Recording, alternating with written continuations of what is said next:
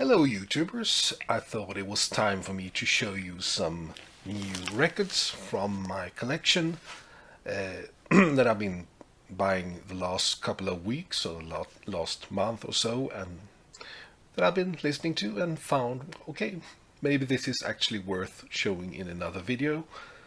For once I'm going to do some short needle drops too, with maybe 5 to 10 second long segments of examples, sound clips from the records that I've been buying. Of course, it can't really give you any big idea what the music sounds like, but if nothing else, it shows you some nice images of a spinning label, and that's what we all like, of course. So, where to start today? Well, we're going to start with an American singer that I mainly think about England when I hear her name, because she was a member of a group called Blue Mink, and it's this record. It's Comin Atcha by Madeline Bell, and Madeline Bell made a couple of records. Was very she was very active in the late 60s, early 70s. This record is a British issue on RCA, and it is recorded in Great Britain too, so I think it's recorded in it says, Sussex. It's recorded in Sussex.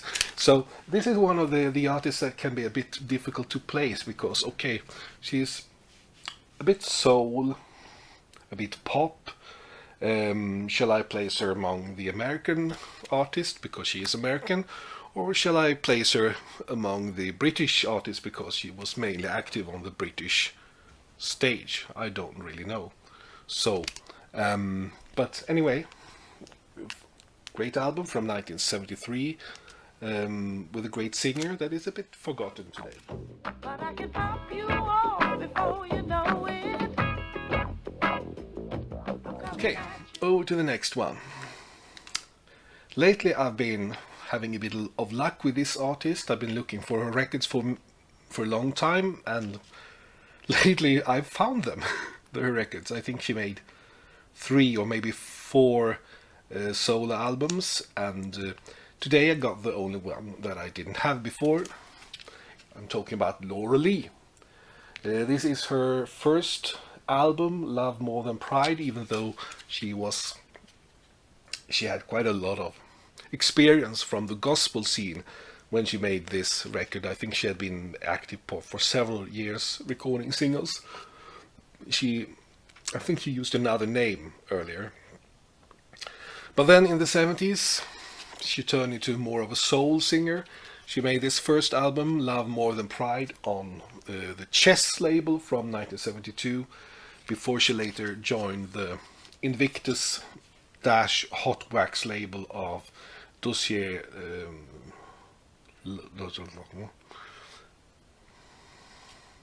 Okay, we're going to do a cut there. Okay, over to another artist that I've been quite lucky lately when I've been trying to find her records for many years, and the last year or so I've actually found her albums.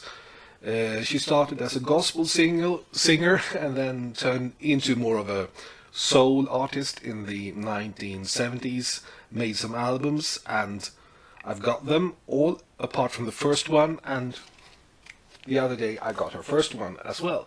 It's Laura Lee's Love More Than Pride.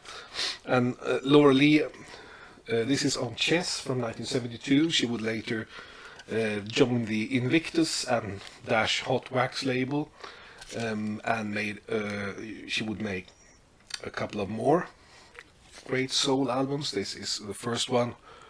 Although, as I said, she had more of a gospel background, and she would later, I think in the 80s, make a gospel album as well. I'm going to take my broom and sweep all of the dirt. Some weeks ago, I made an effort to make another live video here on YouTube, where I had for that purpose I bought another of these blind bags with 10 more or less valuable records in, but even if the sound turned out all right, that's always been the problem before. But now I actually have a nicer microphone closer to my face here. But the Wi-Fi connection was so crappy, so even if you could hear everything I said and I showed all the records, you could hardly view my face. Well, that's probably not that bad, but you could hardly recognize the records I held up to the cam, and that's of course not as good. But the great, so I erased that video. It was too bad in quality, too low quality. The records weren't that amazing too, but one of that was in that secret bag that I'm very happy I found was Bachman Turner Overdrive's 4-wheel drive from 1970, mid-70s, I think, 75, not sure, on Mercury.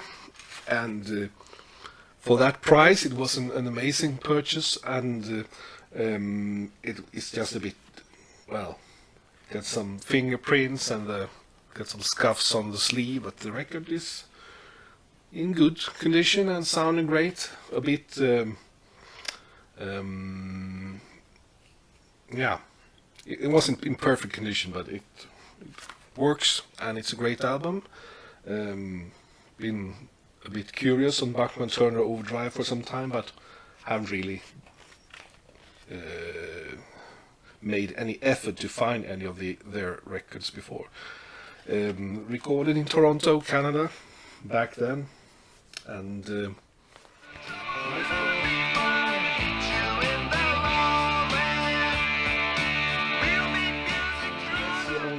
no, wait, there was one more record in that blind bag that I thought was worth showing here, and it's Joan Baez' first album, an Austrian stereo pressing on Amadeo. I have this before though, but it was an American Vanguard pressing, and the sleeve was slightly different, but the songs are the same, and this is from 1960. I guess the Austrian version was issued at the same time, but I'm not sure there. It's in fine condition for what it is, and I wouldn't say that I'm a great Joan Baez fan, but she's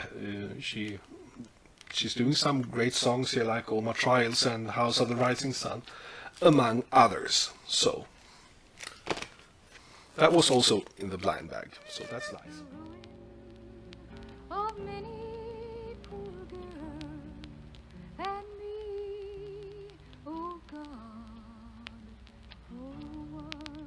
Okay, this wasn't from any blind bag, but when I bought it, it felt like a bit of a blind bag because I didn't really know what it was.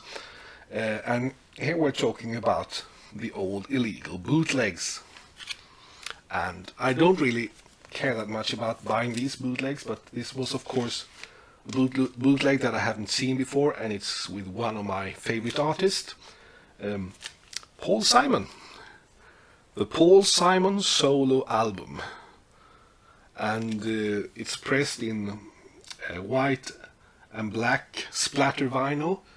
It's the genuine trademark of quality disc.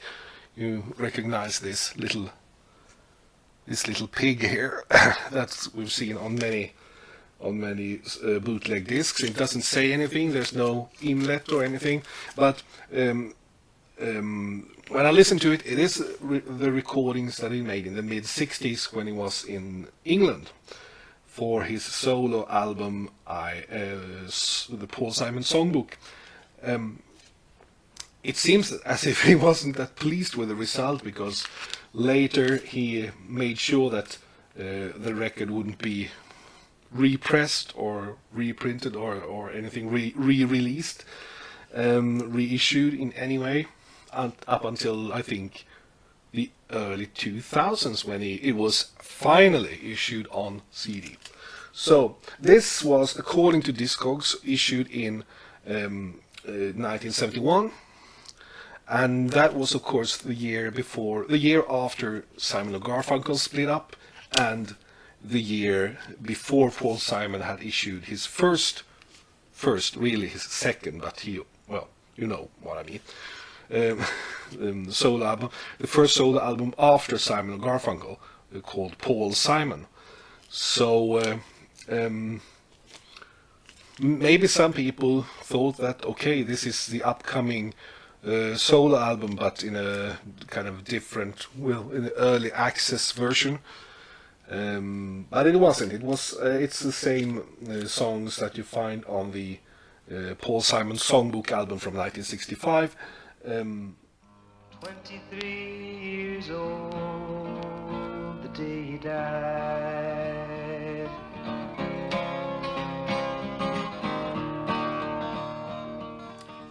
Another record that I think I should mention is this album with the late great Elis Regina. This album, it's an album on the Sigia label. Never heard of that before. It was issued after her death. This is from 1984, and I have to say it's a lovely drawing of her on the sleeve, and the material, I've listened to it a bit. It's very 80s sounding production.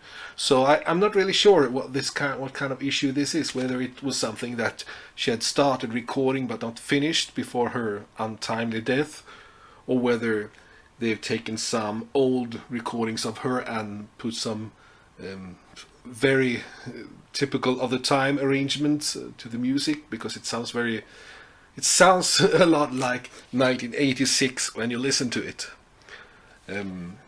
But Elis Regina, superb singer. An odd issue, and I've really never seen that before.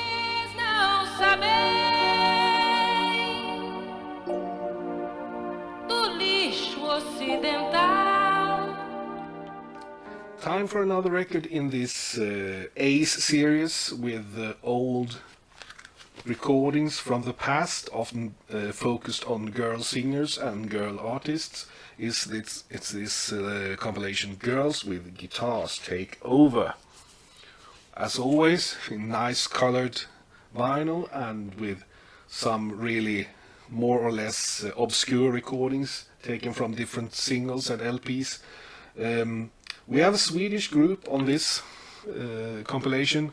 It's a Swedish group called the Plommons, who made a song called Last Train to Liverpool back in 1966, I think. That's quite good. But there are many other tracks here too.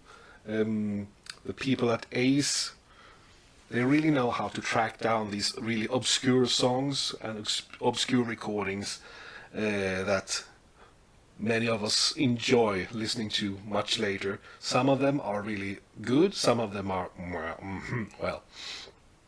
but most of all they're always interesting. So glad to find this.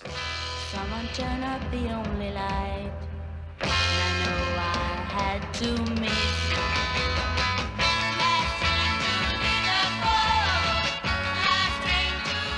Got a lot of these Ace records, girl compilation records by now, and as always very nicely presented with many pictures and lots of text about the groups and the artists. So nice reading too. Okay, next one, Leonard Cohen, Dear Heather.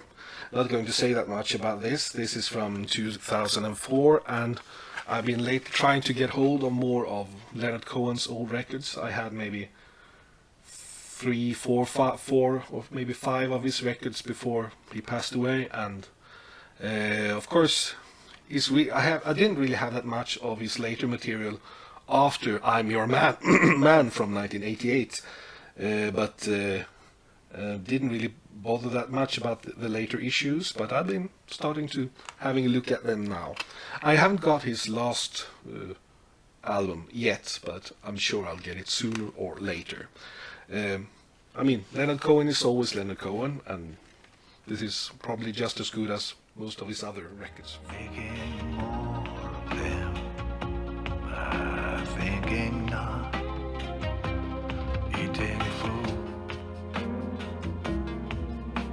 and drinking wine. Over to Anne Bru, Leave Me Breathless, Norwegian artist active in Sweden.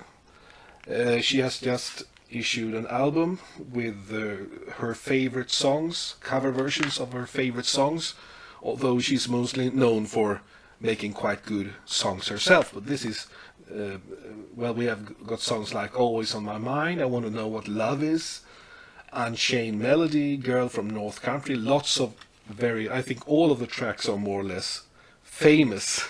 So sometimes you wonder, okay, it's nice to listen to. Does she bring anything new to these songs? Well, to some, I think she definitely brings something new. In some cases, well, she makes us realize that yes, this is a very good song, and Anne Brun is a very good singer. And you can hear on all the recordings that she actually cares quite a lot about these songs. She has a love for them, and that makes it a great album. Even though I have to say I am more interested in the songs that Anne Brun writes herself, the songs that I've already haven't heard with other artists. And time goes by so slowly. Some years ago I heard the Cuban, Nigerian, French duo Ibeyi and their first album. They very nice album, bit of a mournful style with lots of songs inspired by the death and the grieving of their father, who was a great percussionist back in time. But the sleeve was a bit odd too, because you pulled it aside. To get to the record, you have to pull it apart, the sleeve. It's not at the end of the sleeve, you have to pull it apart. And now they have issued their second album, and it's called Ash. This is something this sleeve I have to always keep in a plastic cover, because it's a great risk that it'll break otherwise, because it's a bit brittle. This time they made it even more of a issue to get to the actual record. There it is. So an odd sleeve. I'm not sure I'm too fond of these oddness. It's more inventive than useful actually, but the music is amazing. This record has more of a it's more like current pop, but not trying to be something that will be high on all the lists and so on. The lyrics are more about, they are more political than the previous record, less about mourning, but more about building yourself, becoming a strong woman in this world today. And of course that's a very good idea for songs. The only thing I do not like is the fact that they sometimes use harmonizers, and they use it as an effect, of course, but you know, many or most of the artists who use them today, they use them because they can't fucking sing. But these two girls, they have such lovely voices, they shouldn't really need such things as harmonizers. So I hope it's a phase that they are so soon past, because you don't really need it. They are amazing, amazing singers.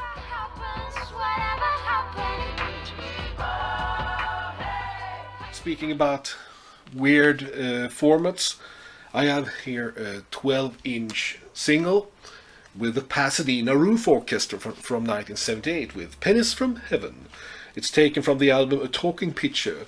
The Pasadena Roof Orchestra was a band that played 1920s and 1930s music in that kind of style in the 70s and 80s. I don't know whether they are still active today. It's not impossible. But what's so special with this? Well, on one side we have 2 tracks, Pennies from Heaven and Back in Your Own Backyard, and it's on 45 RPM, mono of course. And on the other side, it's 78 RPM. Look, 78 RPM, Pennies from Heaven, and that's the main reason why I bought it. I thought it was a very fun gimmick. I have a similar 10-inch single with Los Lobos where they play Donna and La Bamba and so on one side on 45 RPM and then 78 RPM on the other side. So this is the second 45-78 RPM record that I have. all over town. Be sure that your umbrella is upside down. Okay, I managed to find a copy of Slow Gold's first album. Well, Slow Gold, I've talked about them before. I think I called them Snow Gold. I've been a bit confused. But anyway, it's a group, I think they are from Gothenburg, Sweden. And they are based around the singer and songwriter Amanda Werner, who is very talented. I've recently started listening to her. This is the first album from 2012 on the Morningwood Recordings label, I think her later records, I think she's made 2 more records since then. Her latest was really, really great. This is good, but it just shows the first step in the direction where she's heading, Amanda Werner, and I think we'll hear a lot of her recordings and her songs in the future.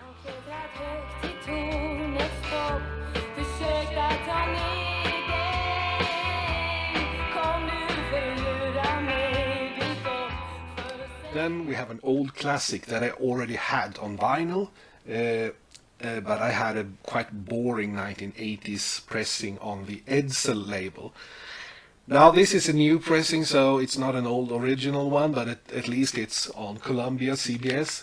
It's the Byrds, Sweetheart of the Rodeo, where the folk rock group The Byrds really surprised the rest of the world by issuing a record with country music. But of course it was very logical in 1968 because, well, we had Bob Dylan starting to do country music. We had the band made the first record that had lots of country music influences in it, and well, it was a time where people were getting a bit bored with the psychedelia and wanted something to be a bit closer to earth, closer to the ground. And okay, the country people hated it when this was issued, and many of the Byrds fans hated it because it was very far from what they've done before. I think it's a great album, even though there were lots of trouble within the band. Graham Parsons joined, and his great passion for country music is, of course, the reason why this turned into a country album. It wasn't supposed to be that from the beginning. It was supposed to be more of a mixed bag with different styles on one record. And by the end of the recording, the rest of the Byrds have had enough of Graham Parsons already, and also they had the problem with the fact that Graham Parsons had a contract with this band, I think it's called International Submarine Band, on the LHI, Lee Hazelwood Industries label, so he couldn't really be a part of this record on Columbia by then. Well, anyway, the Byrds was a band that was constantly reforming, lots of trouble within the band, and soon after this record was finished, the Flying Burrito Brothers had formed, and it was just Graham Parsons. It was some other Byrds member that I can't recall right now on the tip of my tongue. But this is, I think, one of the most interesting Byrds album because it has such a strong theme. Many times the themes of their earlier records were just, okay, Bob Dylan songs. And that's fine, of course. But so, I'm happy I found a better pressing of it now, and I'll listen to it quite a lot. In the beginning. Okay, the next record is Claudine Longer, Let's Spend the Night Together. It's a record that was issued in 1972 that I've been looking for many years. It started with me hearing her version of Jealous Guy, Don't Let Me Down, the John Lennon and Beatles songs, dashed together as a medley on a, I think it was a compilation CD that I got with some sort of English music magazine. It maybe Uncut or Mojo or something like that. 10-15 years ago, and I thought, wow, what a nice arrangement. Okay, her whispering, seductive singing in French with a French accent doesn't make it worse, of course, but it was mainly the arrangement that I loved. Arranged by Dan Lottermoser. Not sure who that is, never heard. That name doesn't ring a bell. This is her second album on Barnaby. She had made some records before that too. And I think it is her last album, because a couple of years after this record was issued, well, her private life took over and more or less killed her career. Yeah, no comment about that. If you do not know the background story about what happened to Claudine Longer later, this is not the time or place to talk about it, but you can search it yourself. It's quite easy to find out. I didn't know about it until a couple of years ago. I just thought, okay, I wonder what happened to her. And then I started looking on the interweb, and I thought, ooh, I see. How interesting. So, but the music is great. To hurt you. I'm sorry that I made you cry. Before I finish this video, I've talked about the Flying Vinyl subscription service that send out a box every month with 5 vinyl singles with indie pop. I showed you the first. I made a video when I opened the first one, and some weeks later I got the second one, and I've been listening to all of them now, and I have to say that it's a mixed bag, of course. Not everything I find is that very good, but there are some real gems in these boxes too, and I have to say that the boxes and the actual vinyl singles, they are thick cardboard sleeves with inner sleeves and thick, nice vinyl, many times in beautiful colors, and informative booklets with information about the records and the artists and so on. And for the price, I'm very happy about what I've got so far, and I will continue to subscribe. And I thought I'd show you some short extracts of some of the music that I've got from these boxes, some favorites, and yeah, I think that's a good way to finish this video. Moving fast, leaving mistakes in the past, so I can't think of another way to ask. Don't I love it, you sell it, we meet again. Got nothing fair. And if I die before I wake up, when my body and soul should take to when you get old and fade out, do you want your friends? Yeah, quite nice, isn't it? And well, I think that's all for me. Hope you found this video somewhat interesting, and I wish you a very nice autumn, and hope to hear from you soon again. Bye for now.